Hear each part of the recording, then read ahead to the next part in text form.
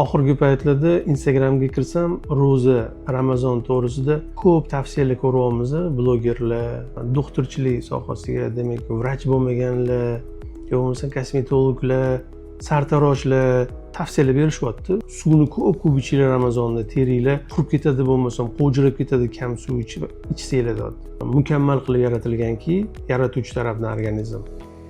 Kerak bo'ladigan bo'lsa, bir kunda bir tomchi suv ichsangiz ham yoki bo'lmasam bir piyola suv ichsangiz ham sizni potrебность, sizga kerak bo'ladigan bo'lsa, organizm o'shani qabul qilib oladi. Shuning uchun juda ham vahima qilib, men ro'za tutyapman, juda ko'p suv ichishim kerak ekan, yo'qsa men ro'za tutyapman, men bu narsani juda ko'p yeyishim kerak ekan degan maqsadda umringizda unaqa narsa yemagansiz o'zi aslida o'zi. Ratsioningizda yo'q u narsa o'zi, bunchalik miqdorda.